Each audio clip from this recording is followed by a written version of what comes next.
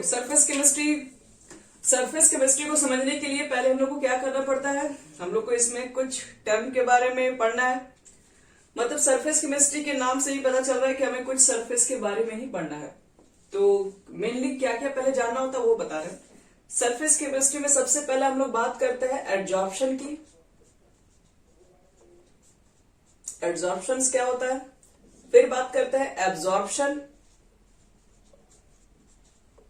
और फिर बात करते हैं सॉर्प्शन।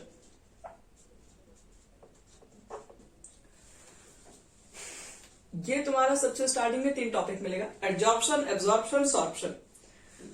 तो आप समझते हैं कि एडजॉर्प्शन सबसे पहले क्या होता है। एडजॉर्प्शन किसको बोलेंगे, तो मान लो तुम्हारे पास एक चौक है, ये बड़ा सा हमारे पास एक चौक है,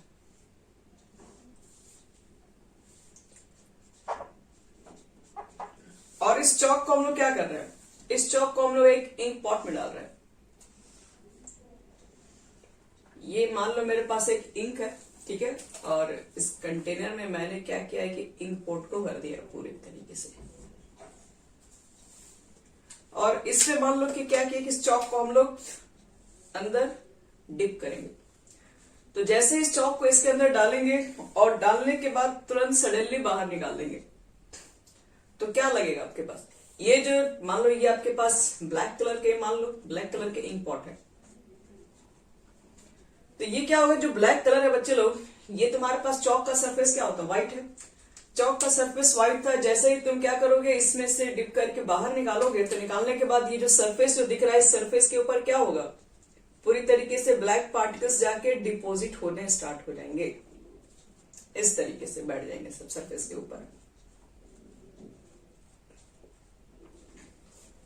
और एक काम कर दो, अब तुम इसको बीच से डिवाइड कर दो, इसको बीच से तुम लोग क्या कर दो, बीच से तोड़ दो। तो जैसे ही मान लो तुम लोग बीच से अगर तोड़ दोगे तो क्या लगता है बताओ, तो क्या यहां पर क्या ब्लैक पार्टिकल्स क्या यहां पर भी डिपॉजिट होंगे बीच में। जैसे मान लो यही चौक पार्टिकल्स है, ये जैसे तुम इसके अंदर डाल के निकालोगे तो सरफेस के ऊपर तो ब्लैक पार्टिकल्स तो दिखेगा ही, लेकिन आपको बोल रहा है कि हम डाल के तुरंत ही बाहर निकाल दिए, 1 सेकेंड ही डाल के 2 सेकेंड डाल के बाहर निकाल दिए। लेकिन जैसे इसको बीच से तोड़ोगे तो तोड़ने के बाद वो अंदर तो ब्लैक वाला पार्टिकल इंटर नहीं किया होगा। तो इसका मतलब ये जो ब्लैक पार्टिकल अभी सिर्फ सरफेस के ऊपर ही प्रेजेंट है, बस सरफेस के ऊपर ये जो पार्टिकल्स जो प्रेजेंट है, हम लोग बोलते हैं ये जो चीजें हुई, जो आपके पास इंक पॉट जो है, ये जो इंक है, इंक पार्टिकल्स क्या हो गई, एड्सॉर्ब हो गई सरफेस पे।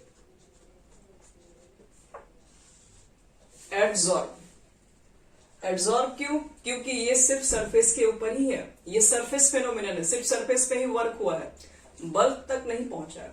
मतलब बल्क मतलब बीच में मिडिल में नहीं पहुंच पाया है। तो याद रखना कि जब भी एड्जॉर्प्शन होता है तो एड्जॉर्प्शन सिर्फ सरफेस के ऊपर ही होता है, और ये सरफेस फेनोमेनन होता है, इसमें पार्टिकल्स क्या होते हैं, सरफेस के ऊपर बैठे हुए रहते हैं, एड्सॉर्ब रहते हैं, ये बल्क तक नहीं जा पाते हैं।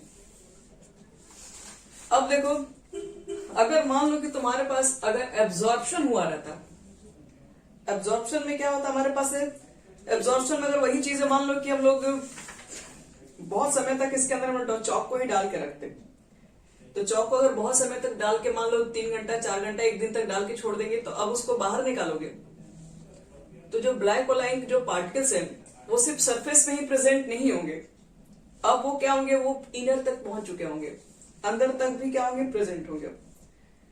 तो इसका मतलब ये है कि आपके जो पार्टिकल्स है, इंक पार्टिकल्स अगर वो बल्क तक भी पहुंच जाते हैं, पूरे अंदर बाहर हर जगह प्रेजेंट होंगे, पूरी तरीके से यूनिफॉर्मली डिस्ट्रीब्यूट है हर जगह, तो उसको हम लोग बोलते हैं कि आपके पास वहां पर एब्जॉर्प्शन प्रोसेस हुआ है। एब्जॉर्प्शन के अंदर क्या होता है कि एब्जॉर्प्शन में जो पार्टिकल्स होते हैं वो पूरी तरह एंट्री कर जाते हैं, सरफेस ही नहीं, सरफेस के अंदर तक वो पहुंच जाते हैं, बल्क तक भी प्रवेश कर जाते हैं, इंटर कर जाते हैं। तो ये जो सरफेस पे ही रह जाता है ये एब्जॉर्प्शन है, और ये जो पूरा अंदर तक जो प्रोसेस जो दिख रहा है, बहुत समय तक छोड़ने के बाद ये पार्टिकल्स पूरे बल्क मीडियम तक प्रवेश कर जा रहे हैं, तो ये जो तुम्हारा होता है उसको बोलते हैं एब्जॉर्प्शन। और दोनों साथ साथ अगर हो रहा है एक ऐसा चीज है जिसमें एब्जॉर्प्शन भी हो और उसके बाद एब्जॉर्प्शन भी हो, तो उसको फिर आगे क्या बोलते हैं, सॉर्प्शन बोलते हैं। तो आओ पहले 1 बाय 1 सब पे पहले बात करते हैं, एक एक चीज की प्रॉपर्टी को समझते हैं, उसके बाद फिर डिफरेंस भी बताएंगे दोनों में क्या डिफरेंस है। चलो एब्जॉर्प्शन लिख के पहले क्या करो, सब लोग डैश दे दो। एब्जॉर्प्शन किसे कहते हैं, लिखो, adsorption is the phenomenon, adsorption is the phenomenon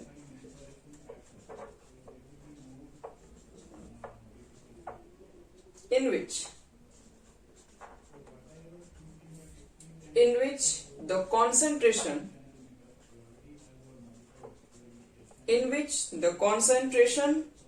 of a substance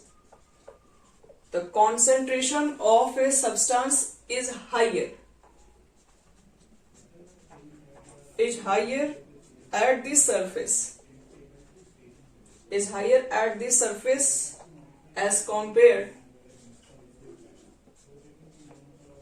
compared to the bulk of other substances.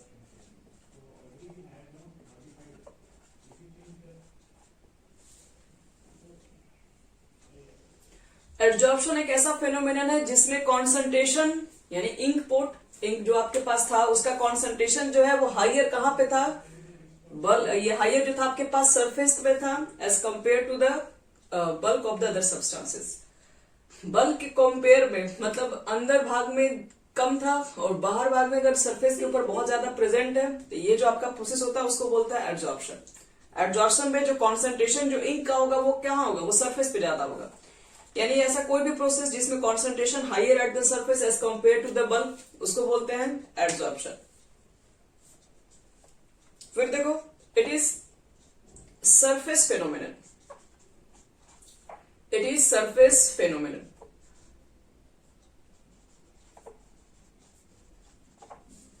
ये सरफेस फेनोमेनन है। नेक्स्ट, अब हम लोग यहां पर दो चीजें डिफाइन करेंगे, एक होता है एड्सॉर्बेंट,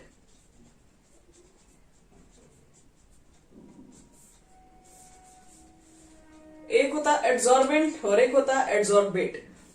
तो पहले देख लो एड्सॉर्बेंट क्या होता है। लिखो तो, the substance on which surface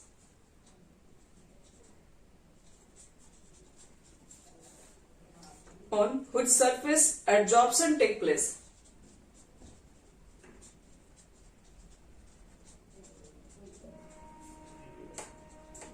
place is called adsorbent,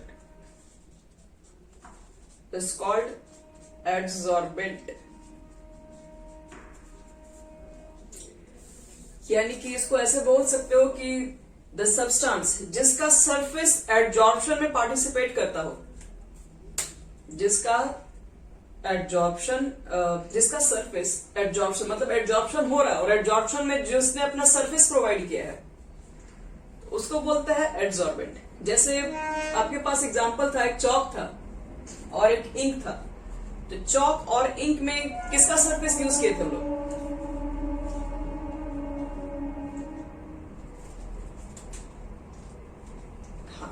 चौक का अपने सरफेस यूज किया, तो चौक यहां पर क्या एग्जांपल में आएगा, वो एक एड्सॉर्बेंट कहलाएगा। चलो अब लिखो एड्सॉर्बेट। नेक्स्ट हमारा होता है एड्सॉर्बेट।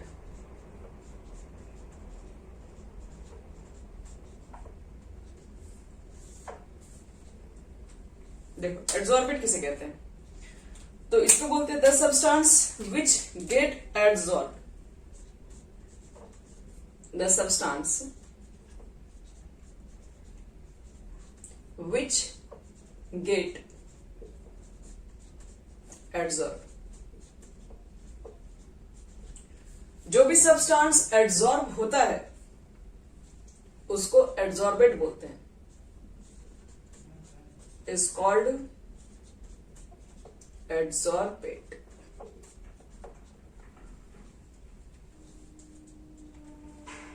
तो कौन सा सब्सटेंस एड्सॉर्ब हुआ था,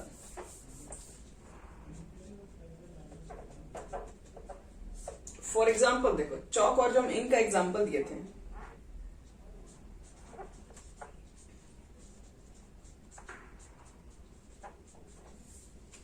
चौक एंड इंक के एग्जाम्पल में आपके पास जो चौक होगा, चौक ने सरफेस प्रोवाइड किया था, इसलिए ये एड्सॉर्बेंट होगा,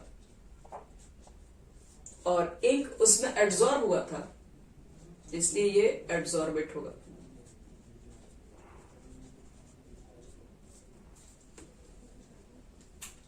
तो ये चीजें बच्चे लोग मतलब सबको समझ में आना चाहिए। एड्जॉर्प्शन क्या होता है, किस तरह का फेनोमेनन है, और एड्जॉर्प्शन के अंदर एड्सॉर्बेट क्या होता है और एड्सॉर्बेंट क्या होता है, ये सब चीजें आपको पता होना चाहिए। चलो अब इसके बाद हम बताने जा रहे हैं सॉर्प्शन।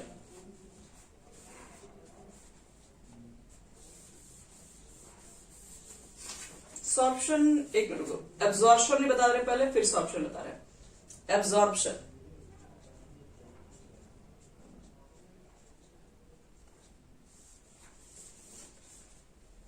एडी वहां पे था, यहां पर ए भी है। एब्जॉर्प्शन, देखो एब्जॉर्प्शन क्या होता है, हम लोग बोलते हैं कि एब्जॉर्प्शन में तो कॉन्सेंट्रेशन, यानी ऐसे बोल सकते हो कि absorption is the process, absorption is the process in which the concentration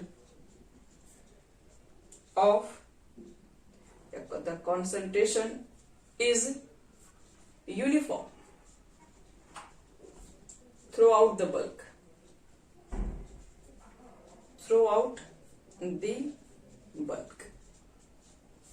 absorption एक ऐसा प्रोसेस है जिसमें जो कॉन्सेंट्रेशन है वो पूरे बल्क से लेके यूनिफॉर्मली हर जगह, सारी जगह इक्वली अमाउंट में प्रेजेंट है। इंक पार्टिकल्स आप बीच से तोड़िए, कहीं से तोड़िए, साइड से तोड़िए, आपके इंक पार्टिकल्स क्या होंगे, हर जगह तो उतना ही प्रेजेंट होंगे। यानी कि जो इंक पार्टिकल्स पूरी तरीके से बल्क में भी कह सकते हो, पूरी तरीके से यूनिफॉर्मली पूरा डिस्ट्रीब्यूट है चौक पार्टिकल्स के अंदर। चौक पार्टिकल्स का बहुत सारा हमारे पास एग्जाम्पल हो सकता है। तो उस तरह का आपके पास जो भी होगा, उस तरह का जो भी मटेरियल्स होगा, जो भी प्रोसेस हो रहा होगा, उसमें हम लोग बोलते हैं एब्जॉर्प्शन हो रहा है वहां पे। यानी एक ऐसा प्रोसेस जिसमें कॉन्सेंट्रेशन पूरी तरीके से यूनिफॉर्मली डिस्ट्रीब्यूट है, हर जगह इक्वली प्रेजेंट हो गई है, तो वो एब्जॉर्प्शन के एग्जाम्पल्स हो जाते हैं। और एक और लिखो, ये पर लिखो सॉर्प्शन, ऊपर में लिख दे रहे हैं सॉर्प्शन।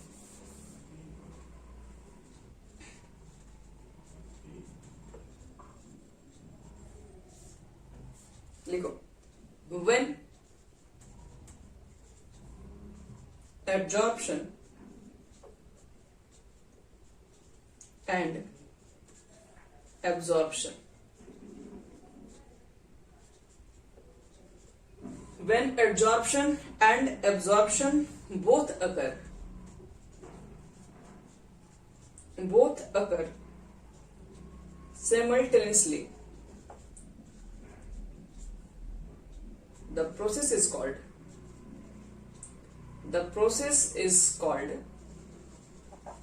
sorption। एक ऐसा प्रोसेस जिसमें एब्जॉर्प्शन भी हो रहा है और एब्जॉर्प्शन भी हो रहा है, तो उस तरह के प्रोसेस को बोलते हैं बच्चे लोग सॉर्प्शन। ध्यान रखें, सॉर्प्शन प्रोसेस में दोनों चीजें हो रही होती है एक साथ, एब्जॉर्प्शन भी और साथ में एब्जॉर्प्शन भी। अब कुछ आपको एग्जाम्पल हम दे रहे हैं, ठीक है, जिसमें तीनों चीज को हम लोग समझ सके अच्छे से। जैसे सिलिका जेल,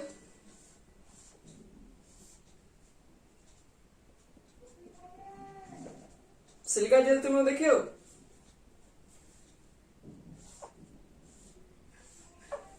बस एक मिनट,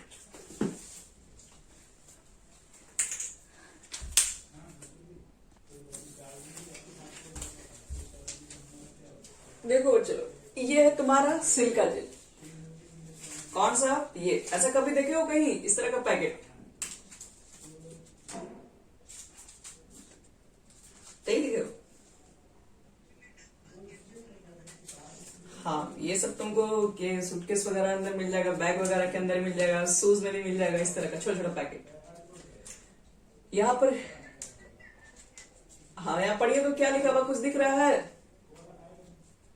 यहाँ पढ़ो क्या लिखा हुआ, एड्सॉर्ब। हाँ, ये मॉइस्चर को क्या करता है, पूरी तरीके से एब्जॉर्ब करके रख लेता है। तो यही चीजें यहाँ पर है। अगर मान लो इसको कहीं भी डाल दे, अगर मान लो तुम्हारे पास जूता वगैरह में मान लो कहीं से भी अगर मॉइस्चर क्रिएट हो जाए, सूटकेस वगैरह चाहे कहीं भी मॉइस्चर वगैरह आ जाए, तो ये सब सारी नमी को क्या करता है, खींच लेता है, एब्जॉर्ब कर लेता है पूरी तरीके से अपने सरफेस के ऊपर। और इसके अंदर क्या होता है, अगर फाड़ के दिखा दे इसके छोटे छोटे पार्टिकल्स होते हैं जो कि तो हमसे निकलने वाला नहीं है, आप डायरेक्ट देख सकते हैं, गूगल पे मिल जाएगा। फट के मिला है। तो सिलिका जेल होता है बच्चे लोग, क्या करता है कि मॉइस्चर को अपने सरफेस के ऊपर, अब आपके अगल बगल जितने भी सरफेस होंगे उस सूटकेस में, उस शूज के अंदर, वो सब क्या होगा, मॉइस्चर को एब्जॉर्ब करके रख लेता है। तो अपने सरफेस के ऊपर क्या करेगा, मॉइस्चर को ही सिर्फ कर देगा। सरफेस के ऊपर क्या, सरफेस के ऊपर जाके बैठेगा तो वो चीजें एब्जॉर्ब होगी। तो मॉइस्चर को क्या करता है, सरफेस के ऊपर जाके एब्जॉर्ब करके रख लेता है। दूसरा देखो, तो ये एग्जांपल में आता है एब्जॉर्प्शन के। हम मॉइस्चर मतलब जो थोड़ी बहुत नमी हो जाती है, जिसमें थोड़ा नहीं होता है ये नमी, मतलब समझ रहे हो, लिक्विड्स ड्रॉपलेट्स थोड़ी बहुत कहीं से भी आने के जो चांसेस होते हैं। जैसे कहीं से मान लो कि अगल बगल देखोगे पूरा क्या बोलते हैं, हल्का फुल्का कहीं से भी ठंडा नहीं क्रिएट हो जाता है, जिसकी वजह से कुछ इस खराब होने की चांसेस ज्यादा बिगड़ जाती है। तो मॉइस्चर का मतलब यही होता है, नमी वगैरह जो भी होता है, जो भी थोड़ी बहुत जो लिक्विड्स होती है, वो सब चीजें अगल बगल होंगी तो उसको एब्जॉर्ब कर लेंगे वो। एड्सॉर्ब, ये एड्सॉर्प्शन का बच्चे लोग एग्जांपल में आ जाता है, क्योंकि अपने सरफेस के ऊपर सारी चीजों को क्या करता है, वो है रखता है। फिर एक एग्जांपल होता है CaCl2, calcium chloride. Calcium chloride को डाल दोगे तुम लोग वाटर मॉलिक्यूल में, तो ये वाटर मॉलिक्यूल को क्या करता है, एब्जॉर्ब कर लेता है। लेकिन ये वाटर मॉलिक्यूल को सॉरी एब्जॉर्ब नहीं बोलते, इसको बोलते हैं एब्जॉर्ब कर लेता है। कभी तुम लोग देखोगे कैल्शियम हाइड्रोक्साइड चूना वगैरह पानी में डाल के देखना, देखे हो कभी कुचड़ा वगैरह कभी करते हुए, खुद नहीं किए हुए तो कभी ना कभी किसी को देखे होंगे तुम लोग। पूरा पानी एकदम सोख लेगा जैसे इसके अंदर पानी डालोगे तो यही आपके पास कैल्शियम क्लोराइड क्या करता है, वाटर मॉलिक्यूल को पूरा एब्जॉर्ब कर लेता है। तो ये एब्जॉर्ब करने वाला है, ये एब्जॉर्ब करता है मॉइस्चर को अपने सरफेस के ऊपर। और एक होता है फैब्रिक। और फैब्रिक के अंदर बच्चे लोग क्या होता है, दोनों कामें हो रही होती है। क्या होता है, एक एब्जॉर्प्शन भी करवाते हम लोग हैं। फैब्रिक वही जो हम लोग कपड़ा वगैरह देखते हो, कपड़े के ऊपर क्या करते हैं, डाइज वगैरह करवाते हैं, कलर चेंज करवाते हैं। तो हम चाहते हैं तो ये एब्जॉर्प्शन भी करवाते हैं उसके अंदर है, और एब्जॉर्प्शन भी करवाते हैं कलर का। तो इसमें दोनों प्रोसेस चल रहा होता है, एब्जॉर्प्शन भी होता है, एब्जॉर्प्शन भी हो सकता है। तो जिसमें दोनों काम करवा सकते हैं वो हमारा होता है सॉर्प्शन के एग्जाम्पल में आते हैं। तो यही चीजें याद रखना, एब्जॉर्प्शन क्या होता है, एब्जॉर्प्शन क्या होता है और सॉर्प्शन क्या होता है, ये तीनों चीजें अच्छे से पता होना चाहिए। एब्जॉर्प्शन में क्या बताया, जो सरफेस के ऊपर ज्यादा मॉलिक्यूल्स प्रेजेंट हो, ज्यादा कॉन्सेंट्रेशन प्रेजेंट होता है, वो होता है एब्जॉर्प्शन। दो चीजें उसमें हम लोग को पढ़ने के लिए मिला, एड्सॉर्बेट और एब्जॉर्बेंट। एड्सॉर्बेंट में क्या प्रोवाइड होना चाहिए बताओ, एड्सॉर्बेंट में क्या यूज होता है, एड्सॉर्बेंट में जिसमें हम लोग क्या यूज करते हैं, जिसका सरफेस यूज करते हैं। अब जिसका भी एड्सॉर्प्शन करवा रहे हैं तो किसी एक का सरफेस होता है, क्योंकि सरफेस फेनोमेनल है, तो जिसका भी सरफेस प्रोवाइड होगा वो एड्सॉर्बेंट होगा, और जो भी मॉलिक्यूल उस पर एड्सॉर्ब होगा, जाकर बैठेगा, तो वो क्या कहलाएगा, वो तुम्हारे पास एड्सॉर्बेट कहलाएगा। जैसे नहीं होता है, कभी कभी सभी तुम लोग देखे होंगे सॉइल वगैरह पे, मिट्टी पर क्या होता है, पानी वगैरह गिरता है, पानी कुछ देर में क्या होता है, बरसता वगैरह है तो क्या ऐसा थोड़ी ना है कि ऊपर ही रह जाता है, मिट्टी के अंदर क्या हो जाता है, सॉइल के अंदर वो आपके पास पानी पूरी तरीके से जाके एब्जॉर्ब होने लगता है धीरे धीरे धीरे धीरे।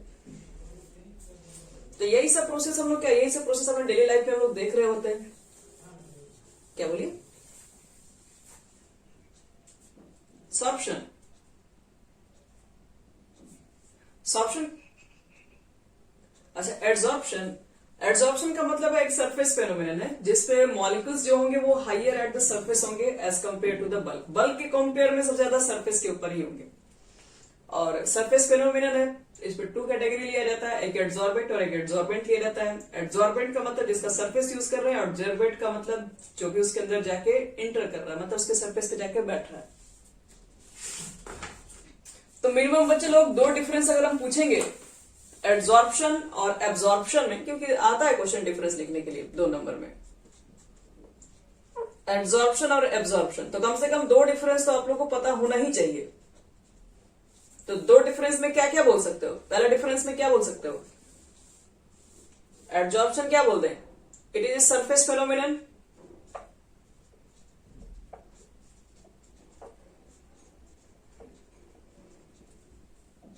और ये क्या है? It is bulk phenomenon. एक डिफरेंस तो यही हो गया। एक और डिफरेंस याद कर लेना, इसमें कॉन्सेंट्रेशन क्या होगा? सरफेस पे ज्यादा प्रेजेंट होता है, the concentration is higher at the surface,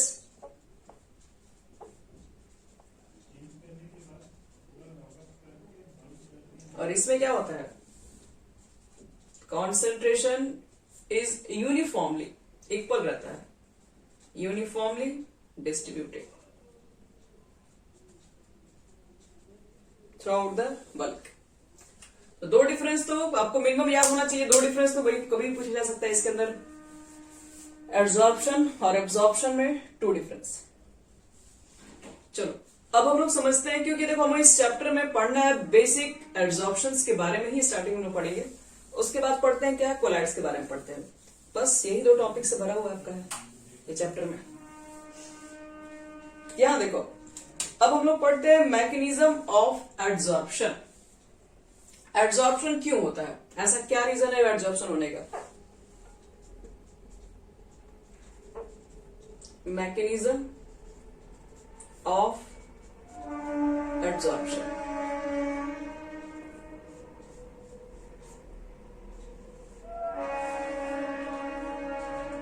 तो देखो हमें ये मालूम करना है कि मॉलिक्यूल्स, कुछ मॉलिक्यूल्स सरफेस के ऊपर ही क्यों एड्सॉर्ब है, क्यों नहीं वो नीचे चली गई, क्या जरूरत था उनको ऊपर ही रहने का? तो ऐसा क्या हुआ होगा उनके बीच में? तो समझते हैं पहले इस चीज को। जैसे मान लो तुम्हारे पास एक बड़ा सा मान लो तालाब है, मान लो स्विमिंग पूल है, तालाब छोड़िए,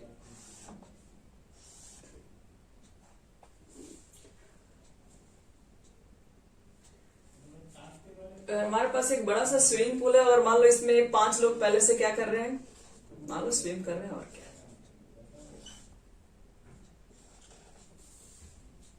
और एक आपका फ्रेंड जिसको स्विमिंग नहीं आता है, उसको कहोगे तुम स्विमिंग करने के लिए, तो वो तो करेगा ही नहीं। ठीक, सबको क्या अच्छे से स्विमिंग करने आता है, सबको तैरना अच्छे से आता है। और एक और जो यहाँ पे आप लोग का दोस्त है, उसको स्विमिंग नहीं आता है, लेकिन आप लोगों ने जबरदस्ती उसको डाल दिया इस पानी के अंदर। अच्छा खासा स्विमिंग पूल गहरा भी है, तो इसके अंदर आप उसको डाल दिया, और कहाँ डाल दिया? वो भी कॉर्नर पे नहीं, उसको आपने सीधे मिडिल में डाल दिया, यहाँ पे डाल दिया, सपोज करो। तो इसको तो बच्चे लोग तैरने उड़ने आता नहीं है, ये तो स्विम नहीं कर सकता। अब ये क्या होगा? ये सबको तैरने आता है और इसको डूबना आता है, ये तो डूबेगा ही। अब डूबेगा तो अपने आप को बचाने के लिए क्या करेगा? ये अपने आप को बचाने के लिए अगल बगल वो हाथ मारेगा, अगल बगल जितने लोग होंगे उसको पकड़ के क्या करेगा? अगल बगल जो भी इसके नजदीक आएगा उसको पकड़ने की कोशिश करेगा, ताकि वो क्या कर सके, ऊपर आ सके, बच सके, अंदर ही डूब जाए। तो इसीलिए यहाँ पर ये जो अगल बगल पकड़ के क्या करेगा, ये अपने आप को चाहेगा कि हम बाहर निकाल दे ताकि हम डूबने से बच जाए। तो ये अगल बगल पे फोर्स लगाएगा, जिसकी वजह से ये थोड़ा अपने आप को बैलेंस कर लेगा, और इसकी वजह से क्या रहेगा, ये तैर तो नहीं पाएगा लेकिन एक जगह इकट्ठा खड़ा हो जाएगा। तो कुछ यही प्रोसेस भी क्या होता है, यही जो चीजें हम बताए, यही चीजें एड्सॉर्प्शन में भी हो रहा होता है। ये जो भी आपको चीजें बताएं स्विमिंग पूल में, जो यहाँ बीच वाला जो बंदा यहाँ पर है, वो क्या कर रहा है? वो चारों को ऊपर पकड़ के क्या करेगा? तैर तो नहीं रहा, बस पकड़ के क्या रहेगा, अपने आप को संभाल के रखेगा ऊपर ही। अब समझो कि यहाँ पर सेम एड्सॉर्प्शन के साथ क्या हो रहा है। एड्सॉर्प्शन के साथ देखिए कुछ यही प्रोसेस भी होता है।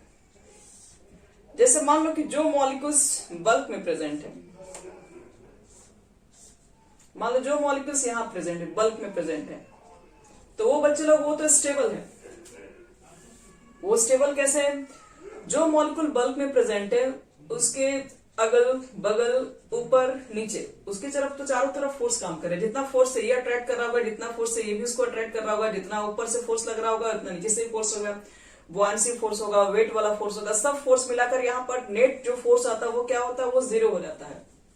इसलिए मॉलिक्यूल्स जो बीच वाले रहते हैं वो स्टेबल हो जाते हैं। फिर बीच में जो रहते हैं वो स्टेबल होते हैं, लेकिन जो सरफेस के ऊपर चले गए मॉलिक्यूल्स, जो मान लो मॉलिक्यूल्स जो सरफेस पे प्रेजेंट है, मान लो ये जो मॉलिक्यूल जो सरफेस पे प्रेजेंट है, तो उस पर कितने तरह के फोर्स काम कर रहे होंगे। एक तो मान लो ये बगल वाला फोर्स काम कर रहा होगा, ये भी बगल वाला फोर्स काम कर रहा होगा, इसके इधर भी फोर्स काम कर रहा होगा, इसके बगल में फोर्स काम कर रहा होगा, इसके नीचे भी फोर्स काम कर रहा होगा। लेकिन यहाँ पर कोई ऊपर से फोर्स नहीं काम कर रहा है, इस पे कोई अपवर्ड फोर्स यहाँ पर नहीं है। तो क्या ये जो ऊपर वाला जो मॉलिक्यूल है, क्या उसका नेट बैलेंस फोर्स जीरो हो सकता है? नहीं हो सकता है ना, क्योंकि देखो यहाँ ध्यान से, ये मान लो एक दूसरे को कैंसिल कर दे रहा है, ये भी आगे पीछे मान लो कैंसिल कर देगा, लेकिन नीचे से जो बुआंसी फोर्स लग रहा है, ठीक है, नीचे भी तो एक फोर्स काम कर रहा होता है ना, और एक फोर्स आपके पास ऊपर से लगता है। तो यहाँ पर जो ऊपर से एक फोर्स जो काम करता है वो आपके पास पूरी तरीके से नहीं लगता है। यहाँ पर वही फोर्स क्या नहीं है, जिसकी वजह से ये अनबैलेंस्ड फोर्स है। यहाँ पर जो भी मॉलिक्यूल्स जो सरफेस पे प्रेजेंट होता है वो बैलेंस नहीं होता है, उसका नेट फोर्स क्या होता है, जीरो नहीं होता है। तो ये बैलेंसिंग नहीं होता है, जिसकी वजह से क्या होता है यहाँ पर है, जिसकी वजह से मॉलिक्यूल सरफेस पे ही रह जाता है, नीचे नहीं जा पाता है। अब यही जो बल्क में प्रेजेंट है, बल्क में प्रेजेंट वो इसलिए है क्योंकि यहाँ पर नेट फोर्स, हमारा नेट जो बैलेंस फोर्स होता है वो क्या हो जाता है, वो जीरो हो जाता है। इसलिए मॉलिक्यूल बल्क में प्रेजेंट रह सकते हैं। सरफेस फेनोमेनन कब होता है? आपसे कोई सिंपल से एक लाइन पूछे कि सरफेस फेनोमेनन कब होगा, एडजॉर्प्शन क्यों हो रहा होता है, तो एक लाइन सिंपल से आंसर यही देंगे, एडजॉर्प्शन प्रोसेस के अंदर जो नेट जो फोर्स होता है, नेट बैलेंस फोर्स, वो इक्वल टू जीरो के नहीं होता है, जिसकी वजह से मॉलिक्यूल्स पूरी तरीके से नीचे नहीं जा पाता। ऊपर से अगर फोर्स लगता तब जाके नीचे चला जाता। तो कुछ देखो इसमें अगर मैकेनिज्म को अगर समझा जाए तो इस पर देखो हम लोग क्या क्या लिखते हैं। एक लाइन, एडजॉर्प्शन क्यों होता है, तो adsorption occurs due to unbalanced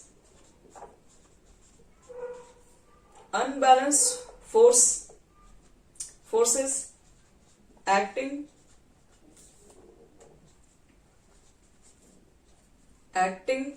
on the surface molecule. Absorption इसलिए होता है क्योंकि यहां पर अनबैलेंस्ड फोर्स काम कर रहा होता है। तो एब्जॉर्प्शन जो होता है, याद रखना, अगर किस लिए होता है, क्योंकि वहां पर जो भी मॉलिक्यूल सरफेस पे होते हैं वो अनबैलेंस्ड फोर्स से होते हैं, जिसकी वजह से वो क्या होता है, जिसकी वजह से वो मॉलिक्यूल सरफेस पे ही रह जाते हैं, वो नीचे नहीं जा पाते हैं। यहां और भी एक्सप्लेन करते रहे इसी में। The molecule which is present in the bulk, the molecule which is present in the bulk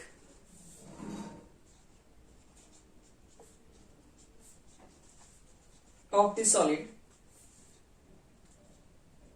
experienced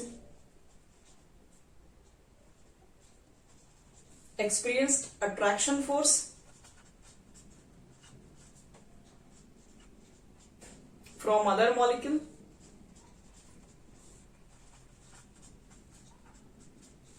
जो बल्क में होते हैं उनको अट्रैक्शन फोर्स लगेगा अदर मॉलिक्यूल से, and net force acting on it zero,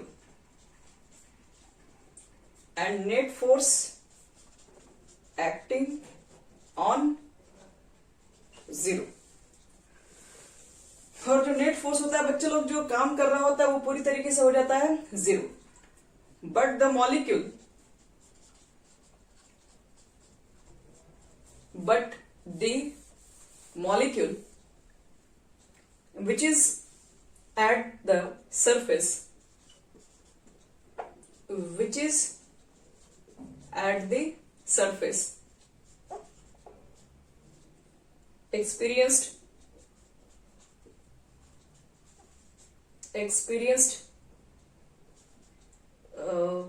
and inward attraction, inward attraction, by bulk molecule, and this attraction is unbalanced.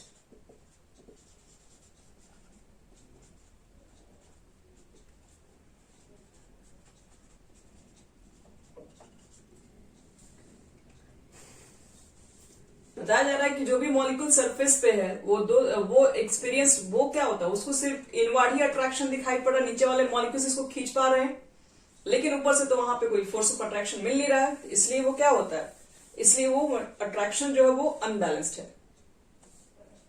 और due to this unbalanced residual force,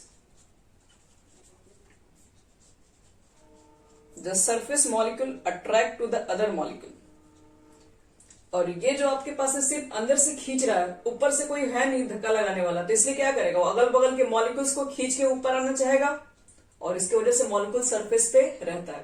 तुमको मालूम नीचे से कोई खींच रहा है, ऊपर से तुम्हारे पास कोई ऊपर वाला फोर्स नहीं काम कर रहा है, तो क्या करोगे, अपने आप को बचाने के लिए क्या करेगा, अगल बगल के मॉलिक्यूल के ऊपर अट्रैक्शन लगाएगा, जिसकी वजह से मॉलिक्यूल कहां रह जाएगा, तो सरफेस पे ही रह जाता है। तो due to this unbalanced residual force the surface molecule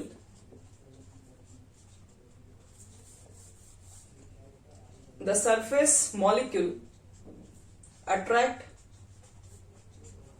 the other molecule,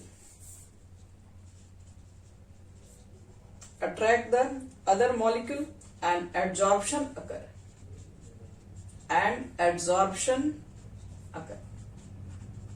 इसके बाद एड्जॉर्प्शन बच्चे लोग स्टार्ट हो जाता है इसी के वजह से। तो ये पूरा एड्जॉर्प्शन क्यों होता है, उसकी मैकेनिज्म। एड्जॉर्प्शन इसलिए होता है क्योंकि सरफेस पे जो मॉलिक्यूल्स है उसके पास अनबैलेंस्ड फोर्स है। अनबैलेंस्ड फोर्स कैसा है, क्योंकि जो मॉलिक्यूल सरफेस पे है उसमें सिर्फ बल्क मॉलिक्यूल नीचे से तो उसके ऊपर फोर्स लगा रहे हैं, उसको अपनी तरफ खींच रहे हैं, लेकिन ऊपर से कोई फोर्स नहीं होने की वजह से वो मॉलिक्यूल्स क्या करेगा, अपने आप को बैलेंस करने के लिए दूसरे अगल बगल के मॉलिक्यूल्स को अपनी तरफ क्या करेगा, पकड़ के खींचेगा, जिसकी वजह से वो मॉलिक्यूल्स ऊपर आना चाहेगा, तो मॉलिक्यूल सरफेस पे ही रह पाएगा सिर्फ। तो इसी अनबैलेंस्ड फोर्स की वजह से आपके पास क्या होता है, एड्जॉर्प्शन स्टार्ट हो जाता है। अब इसमें एक और छोटा सा टॉपिक बताते हैं, बाकी कल हम लोग करेंगे। Thermodynamic of adsorption.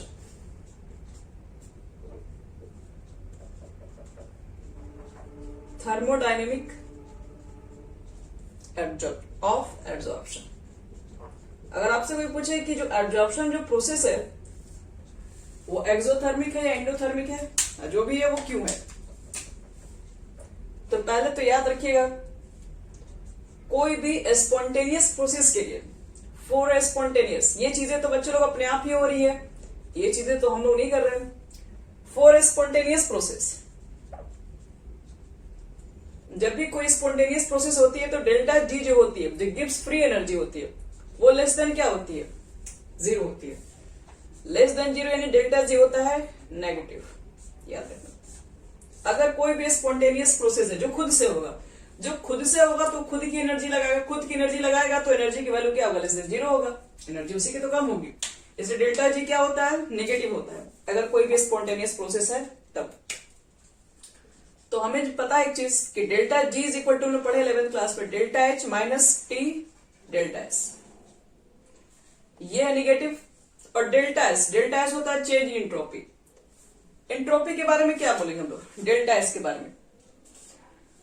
तो डेल्टा एस के बारे में देखो पहले ध्यान से, स्पॉन्टेनियस प्रोसेस है, तो तुम्हारे पास जब भी स्पॉन्टेनियस प्रोसेस होती है तो उसके अंदर क्या एड्जॉर्प्शन हो रहा है। अब एड्जॉर्प्शन होगा तो मॉलिक्यूल पहले फ्री में घूम रहा था, इधर उधर घूम रहा है। एड्जॉर्प्शन मतलब होता है बच्चे यहाँ पे रैंडमनेस होता है, एंट्रोपी का मतलब क्या है, रैंडमनेस। तो मॉलिक्यूल पहले फ्री में घूम रहा था, आराम से मूव कर, लेकिन जैसे ही एड्जॉर्प्शन हो गया तो सरफेस मॉलिक्यूल पर जाके अट्रैक्ट हो गया। अब मॉलिक्यूल जाके सरफेस पर अट्रैक्ट हो गया तो अब तो वो पूरी तरीके से मूव नहीं कर पाएगा, क्योंकि अट्रैक्शन लगा के रखेगा सरफेस उसको। तो इसलिए डेल्टा एस की वैल्यू क्या होती है, फॉर एड्जॉर्प्शन के अंदर डिक्रीज हो जाती है, नेगेटिव हो जाती है। एक एड्जॉर्प्शन होता है तो उसके अंदर क्या होता है, उसके अंदर डेल्टा एस नेगेटिव होता है। क्यों, क्योंकि मॉलिक्यूल्स का जब एड्जॉर्प्शन हो जाएगा, मॉलिक्यूल जाके जब सरफेस पे बैठ जाएगा तो वहां पे अट्रैक्शन लगेगा। अट्रैक्शन लगेगा अगल बगल से, उसको खींच के रखेगा, उसको बाहर नहीं निकलने देगा, तो अट्रैक्शन ज्यादा लगेगा तो उसका रैंडमनेस कम हो गया, घूमने का पावर कम हो गया, घूमना फिरना कम हो गया, तो डेल्टा एस का मान निगेटिव होता है। तो देखो डेल्टा जी भी निगेटिव है, डेल्टा एस भी आपके पास होता है नेगेटिव इसमें। चलो वैल्यू अगर हम सबका पुट करें तो ये निगेटिव, डेल्टा एच को रखो, और ये पॉजिटिव, लेकिन डेल्टा एस है निगेटिव, तो हम डायरेक्टली निगेटिव भी सिंबल लिख रहे हैं, ठीक है। तो ये निगेटिव निगेटिव मिलके हो जाएगा पॉजिटिव, और ये इधर निगेटिव।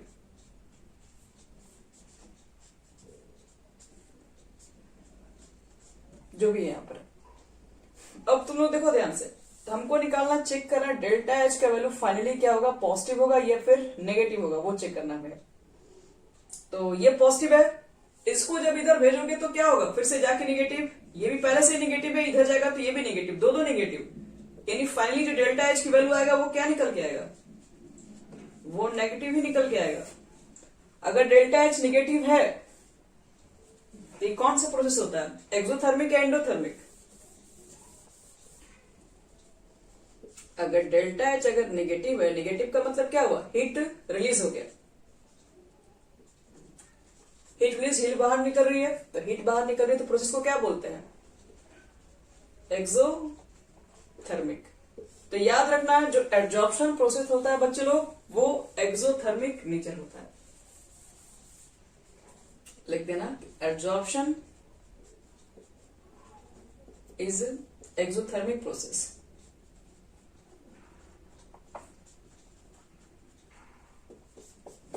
बस।